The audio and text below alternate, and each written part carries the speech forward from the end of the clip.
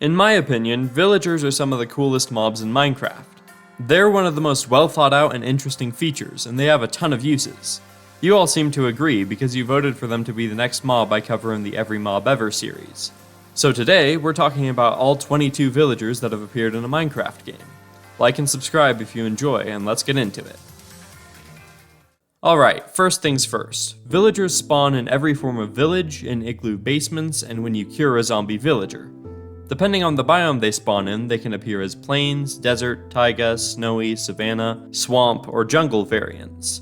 When they spawn in, they will look for a profession block and receive a job depending on what block they choose. Composters will get you a farmer, blast furnaces will get you an armorer, smokers will get you butchers, grindstones make weaponsmiths, smithing tables make toolsmiths, stonecutters make masons, lecterns make librarians, barrels make fishermen, looms make shepherds, cauldrons make leatherworkers, fletching tables make fletchers, cartography tables make cartographers, and finally brewing stands make clerics. Nitwits can also spawn, and like me, they can't get real jobs. On Bedrock Edition, they have a different sleep schedule to other villagers. They stay up and wake up later. Villagers will spend their time wandering around their village, interacting with each other, and working at their workstations. Farmer villagers can plant and harvest crops. They are the only mob that can open doors. At nighttime, they will attempt to sleep in beds to avoid mobs. If you right-click a villager in a bed, it forces them out of it. They will run away from all of the zombie and illager mobs. Right-clicking on a villager with a profession allows you to trade with them. You can buy and sell different things for emeralds, and each job will have different trades. As you trade with villagers, they will level up, which gives them regeneration for a few seconds and new items to trade. You will receive experience points for every trade, and the amount increases depending on the level of the villager. They have a limited supply of trades, and when they sell out, you must wait until they use their job site to restock. The prices of trades will change depending on your reputation. On Bedrock Edition, it is pretty simple. If you attack or kill villagers, your popularity will decrease, and all of the villagers' prices will increase. If you trade with villagers or cure them, prices will decrease. On Java Edition, however, there's an entire reputation system. The same things increase or decrease your popularity, but only with one villager. It will then go and talk with other villagers, increasing your reputation with them too. If you defeat a raid and get the Hero of the Village effect, it will decrease prices for any villager you trade with, no matter what your reputation is. On Java, villagers will also throw items to you while you have the effect. Villagers can pick up some food items, and farmers can pick up any seed-based item as well. They will share food between each other if they have excess. Villagers will breed with each other when certain conditions are met. There must be beds that have not been claimed by another villager, and the villagers must have a certain amount of food. Baby villagers will run around the village, stopping to stare at iron golems and players. If there are multiple babies in a village, they will play with each other by chasing each other around. Villagers don't drop anything when killed, and when they are killed by zombies, they have a chance to turn into zombie villagers.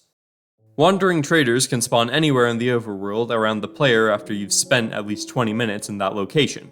On Bedrock Edition, it can also spawn next to bells in villages. They always spawn with 2 trader llamas leashed to them. Right-clicking on a wandering trader allows you to trade with them. They sell and buy items you can find naturally in the overworld. If they see any zombie or illager mob, or it's nighttime, they will drink a potion of invisibility. When the danger has passed, they will drink a bucket of milk to clear the effect. If you ever attack the wandering trader, its llamas will spit at you repeatedly. If you kill the trader while it's drinking a potion or milk, it has a chance to drop it.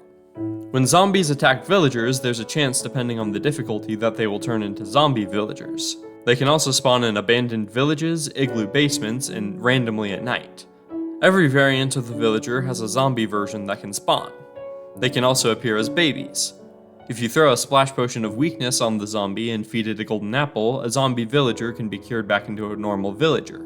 As I mentioned earlier, the cured villager will offer better deals for trades. They drop rotten flesh and can rarely drop carrots, potatoes, and iron ingots. In the April Fool's Craft Mine update, the Spectator Villager can spawn in the Warden Arena Mine. They will give you hints on what to do next while you and the Warden perform a beautiful masterpiece.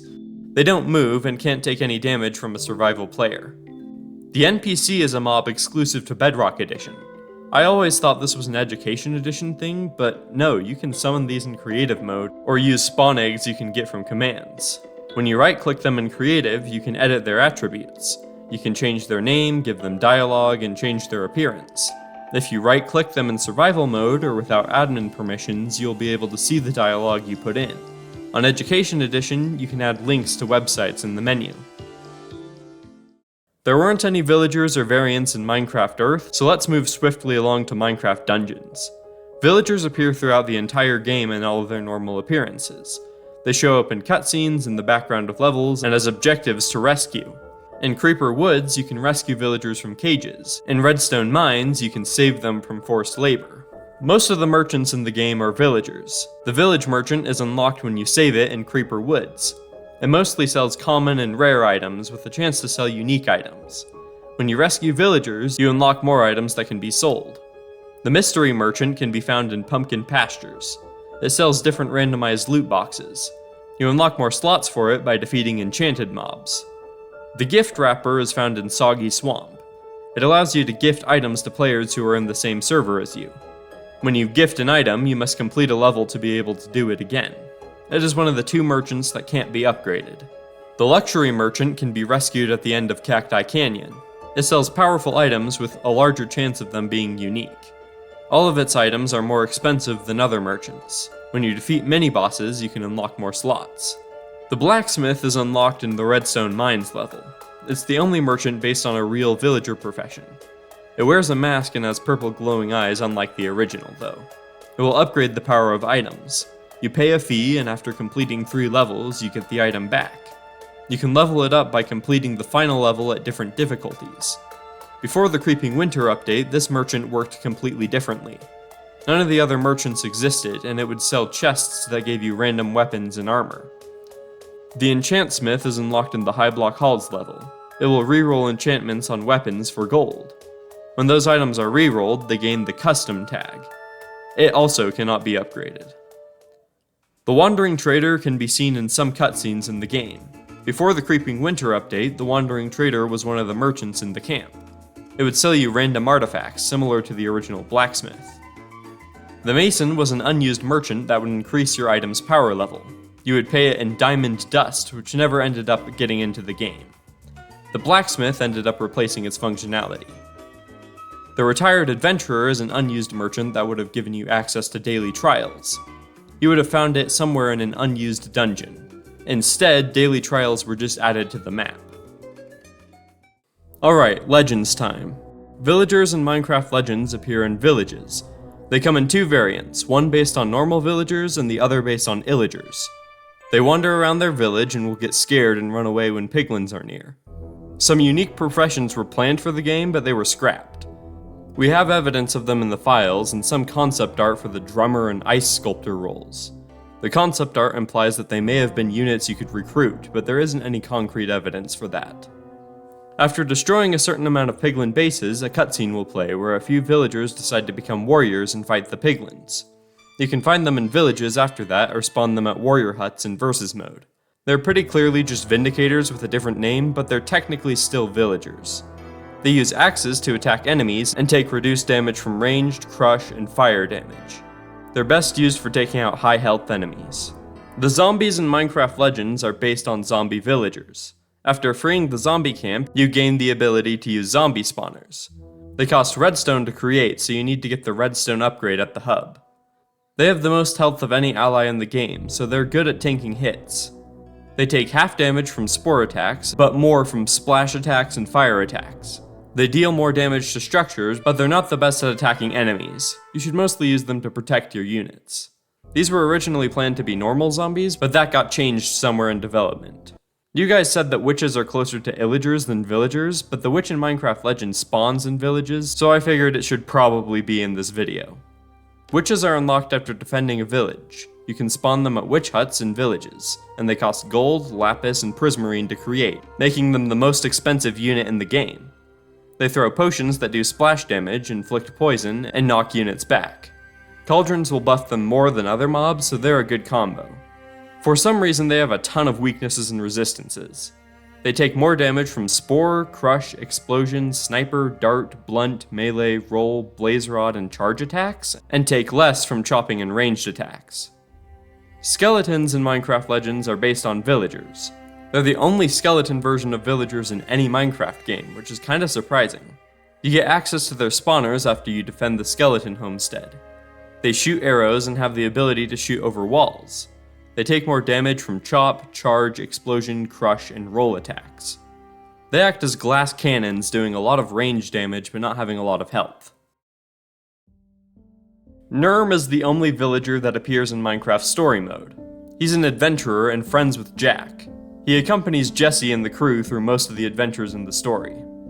He helps the group inside of the Sea Temple, but stays behind in episode 2. He's sent to prison with the rest of the group in episode 3. You can choose to leave him behind or free Zara. If you don't, he decides to go full Vindicator mode in the prison break. His appearance in the rest of the story depends on if you abandon him in episode 3. There are multiple scrapped variants of the villager, including a unique one that would have lived in Fred's Keep, but none of these ever actually made it into the game. And now, for the first time ever, let's talk about the Minecraft movie.